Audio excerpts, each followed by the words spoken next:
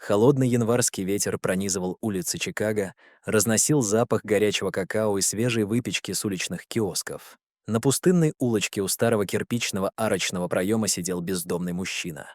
Его звали Джейсон. Пальцы, красные от мороза, нервно теребили застежки потрёпанного футляра, из которого выглядывала старая потемневшая скрипка.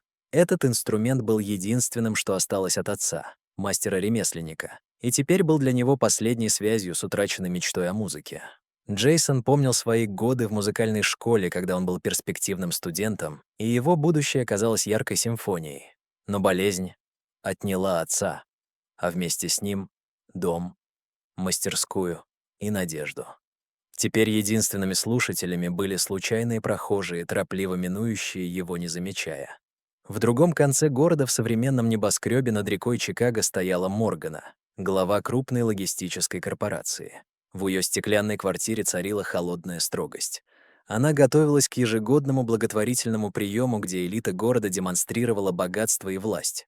Все вокруг было искусственно и продумано до мельчайших деталей. Люди, картины, предметы искусства, включая коллекцию редких музыкальных инструментов. И вот музыка Джейсона, скромная, простая мелодия детства, проскользнула на открытую террасу квартиры Морганы.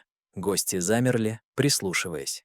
Его игра была не для них, а для памяти о семье, о потерянной жизни, о мечтах, которые не должны были умереть. Моргана, привыкшая к власти и манипуляциям, впервые ощутила истинное чувство. Музыка не требовала денег или статуса. Она говорила на языке души. Джейсон не играл для зрителей. Он играл для себя, для отца и для своего утраченного детства. Его мелодия пробудила в присутствующих настоящие эмоции. Кто-то тихо заплакал, кто-то замер, потрясенный простотой и силой искусства. Даже Моргана осталась без привычного контроля, впервые осознав пустоту своих достижений. Через несколько дней она нашла Джейсона в небольшом приходском зале, где он играл для немногих слушателей. Здесь уже не было ни роскоши, ни высокомерия, только чистая музыка. Она извинилась за свое высокомерие, предложила помощь, и вместе они создали фонд для поддержки молодых музыкантов, чтобы ни один талант не был забыт. С годами фонд стал символом надежды, а Джейсон — наставником для новых поколений.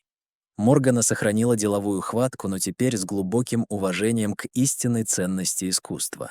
Их совместная история строилась на уважении, цели и силе музыки, которая однажды заставила остановиться целый зал и открыла сердца даже самой холодной женщине.